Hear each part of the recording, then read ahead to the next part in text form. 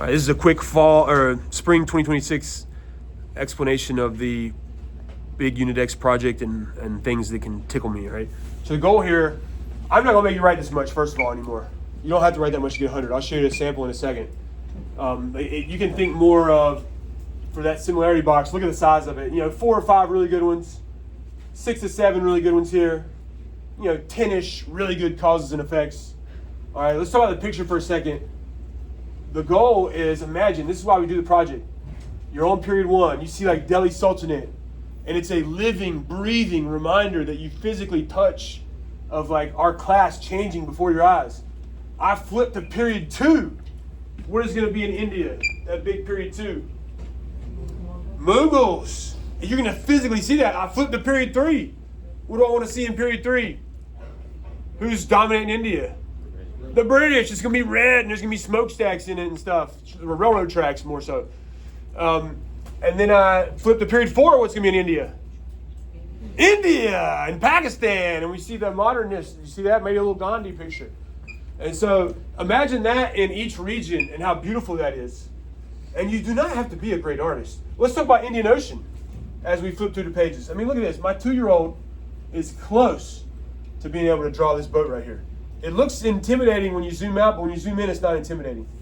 And she's got the dhow, the junk, lateen sail. I flipped to period 2. Now I'm going to start seeing some whitey ships, like some Dutch ships, some like flouts or whatever. I flipped to period 3. I want to see smokestacks, baby. Steamships, right? I flipped to period 4.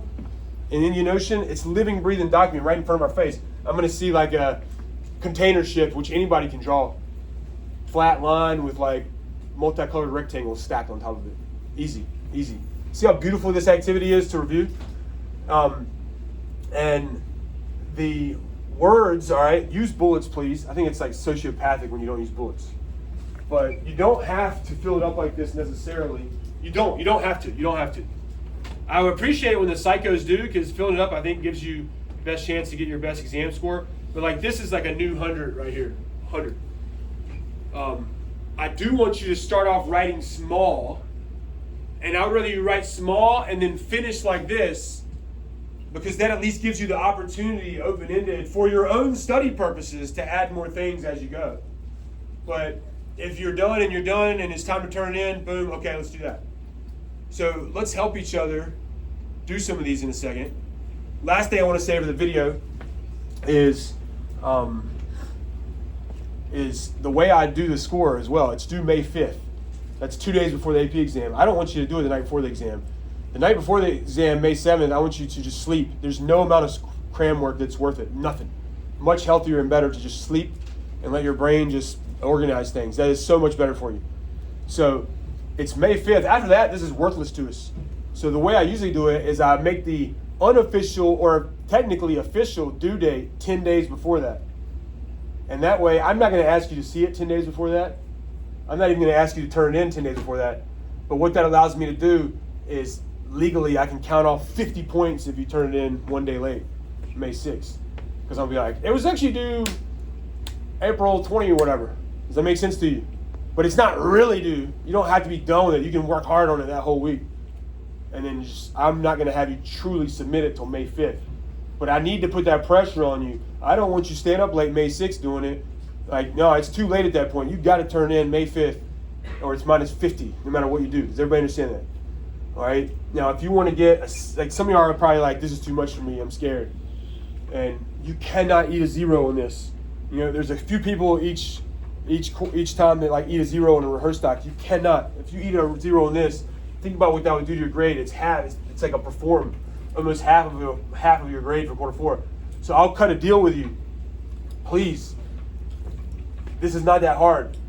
If you do 3 bullets per box, no matter what box it is, 3 bullets per box, and 8 pencil pictures, I'll give you a 70. So everybody in the room should do that at a minimum. I'll give you a 70. Pencil. Just a little pencil, no color. 3 bullets each box. I'm going to help you start that here in a second. 70. And then who knows? Next thing you know, and that needs to be on time. Everybody better turn that in on time. And then, hey, maybe I do 5 per box and a little color. Now we're up to like an 80. I'm only going to grade it truly hard from like 90 to 100 because I just want to push the psychos to be psycho, you know. But this is still will get you 100. Let me help you get started. I guess I might record this too for people. I'm going to keep these baller ones up just to like push you. But the goal and the dream is to tingle me on the inside. Anything from the CED is going to tingle me. All right? Like I love this Genghis clock. You can steal some of these things. I love that. I love that because you got to remember the Mongols of the 1200s. All right? What else we got here? I love even just like the dollar signs and the Malaccan Strait. When you zoom in, this is not that hard. You just got to start chipping away at it and planning it, okay? Let's help you with a few of these. Like, let's go ahead and in the spirit of the one I just showed you where it's not full, let's write small. Give me a bullet, cause and effect. To me, period 1, cause and effect, one of the first one that pops on the page to me is Mongols. So write some version of what I'm about to tell you. Don't go word for word, do your own version.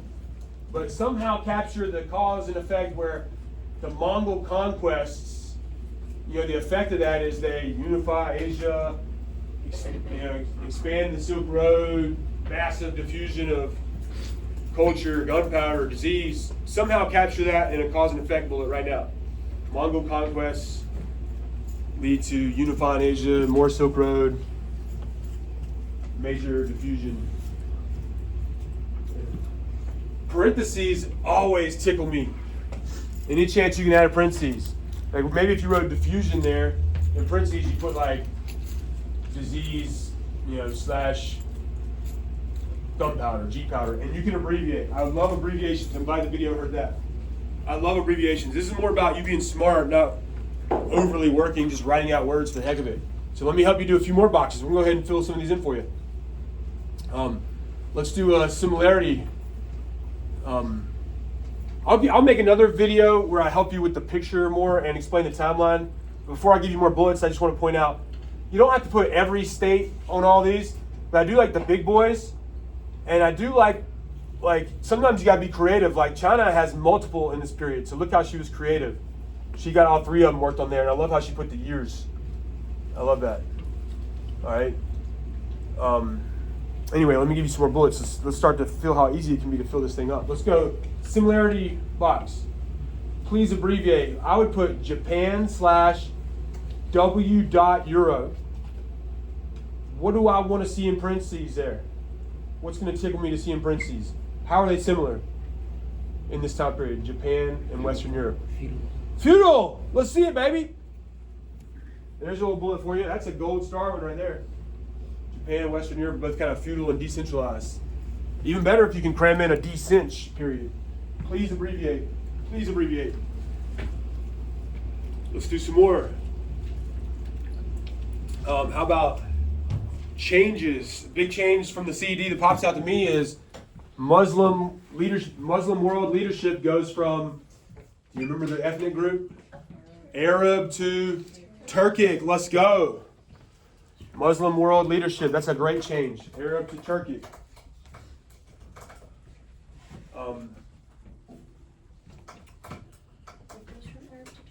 The Muslim leadership of the Muslim world, kind of. Now let's go down to the P. In the future, and even including this year, I'm mad at myself because I've always wanted to do this, and I printed the one you have right now. But in the future, your other 3 maps, your other 3 pages will all look the same. They'll have a world map instead of zoomed in. And I made the P box twice as big, and I combined T and I. And so I want to see bullets. They can go sideways, down. Cram this P. Let's do it together right now. Maybe we've been doing turn and talk, but help me yell some out. Like, start with like what big states and empires. When you look at a time period, like the next one will have Mughals, Safavid, France, England, but those aren't here yet.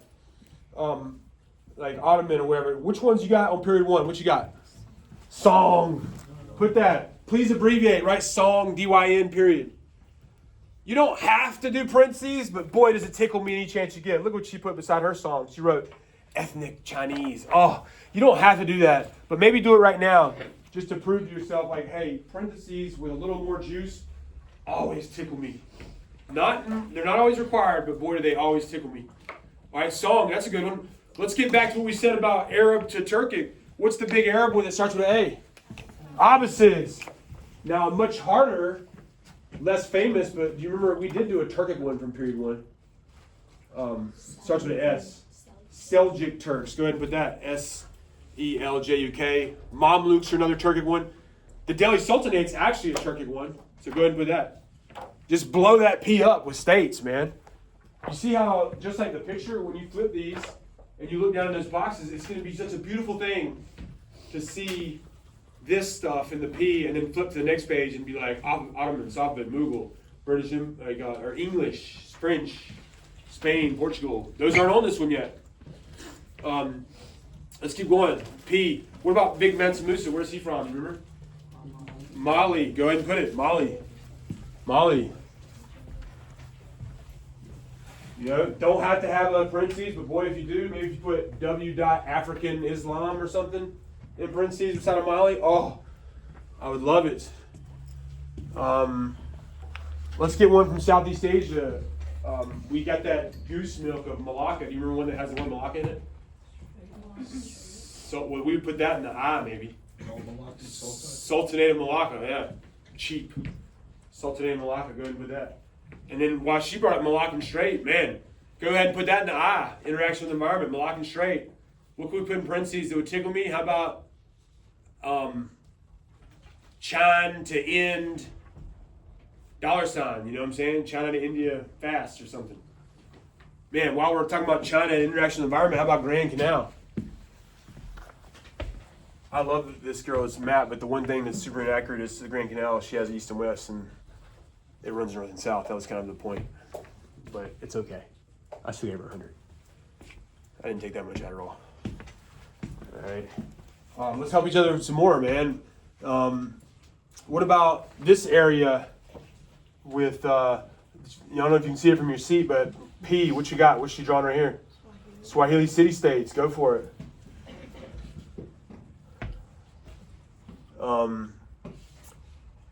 I love this. You talk about tingling somebody. She drew right here beside the Swahili coast. She has something that we did in our notes. Circle, dark circle plus light circle equals striped circle. What word is she showing? Syncretism. Oh, that tingles. That tingles right there. Insides. Where could we put syncretism? Let's put it with the C. Just put it down here. Syncretism. And maybe put Swahili coast, or do Swahili do its own C, and in parentheses put Arab plus Bantu. Oh, baby. All right, let's do another similarity. Or while we're in the C, what's those missionaries, the Islamic missionaries that were all about one God and emotional and Sufis? Good. Why don't you put that down in the C? And then go up to the similarities. Let's put Sufis. There was a Hindu version that was like, let's get back to Hindu roots, but like maybe we should do the one God thing too, since that's what everybody else is doing. Bhakti. Why don't we put that in similarity and put Sufi / Bhakti, and then put one God in parentheses, one God focus or something. Oh, see what we're doing? This is already looking good. Heck, we've almost gotten to a 70 right here. Other things you can do. We'll talk more about the picture later, but I love filling up dead spaces with like I love how she did for this one. Future ones will have more like states and stuff, but like she did a color coding of the religions on this first one. I love that. In the background, kind of light. But when we get to like colonization, maybe you do color codes of like British, French, and everything. I love how the real gangsters include Aztecs and Incas, which are both period 1 and 2. They're a good safety net if you can't remember anything about the Americas because they blur over both lines. So why don't we put Aztec and Inca in the P? And she drew some things here. I love it. What is this right here for Aztecs? You remember? Chinampas. So why don't we go interaction with the environment and write Chinampas? In parentheses, put like as dot float farms or water farms or something. If you want another I, can you tell? This is harder than Chinampas maybe, but what did she draw for the Incas right here? Can you tell what that is? The step farming, yeah, terrace farming. So put that for the eye. Go for it, baby. And let's finish the video with like, let's blow out some T's down there. Let's just go like trade tech from this time period, since period 1 has all about the trade. What are some trade techs from period 1 we drew pictures of? What'd you say? Latin cell, let's go. Maybe in parentheses you write against wind. Oh. I didn't even tell the other blocks that, so I'll think you did it on your own and get real tickled here. For tech, let's go Latin cell, and then parentheses put against wind. And then, what about on land? What you got? What are they riding in like the Sahara Desert? Camels. What are you, not just bareback. What are they riding on the camel? Camel saddle. Bam, do it. Camel saddle. All right. So I think that's probably enough for the video. That's a good little start there. Social is hard. Let's help you with some of those real quick. I'm thinking of anything race, gender, rich, poor. I'm thinking women in China. Good little social nugget. Foot binding, yes. Right foot binding. Put like Song China patriarchy or something. Oh yeah. You also got feudalism. Maybe in parentheses put like lords, knights, peasants or something. Feel good about it? For E, you got the trade routes and all the luxury goods you can list and things. They'll just change over time. All right. So one sheet for each period. Like I said, if you're feeling intimidated, please go get the 70 at least. 3 bullets per box. You cannot eat a 0 or less. And you might be surprised by the time you do a little, you're like, yeah, I can add some more. All right. Oh, look at her gold salt slaves. Love it. Love it. Tingle me. I love the Hindu heartland in the south. Baghdad House of Wisdom burning. Love it. What does she draw for feudalism? Look how easy this can be. Do you see it up there on the map? She's got the little social pyramid triangle.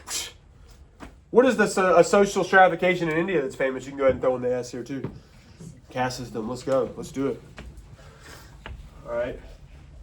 So it is a lot of work, but we have, what's today's date? March 11th, all of April, and then May 5th. Okay, 4 pages. All right, I think, before I cut this video off, I'll do timeline and picture more later. But we got a good start here today.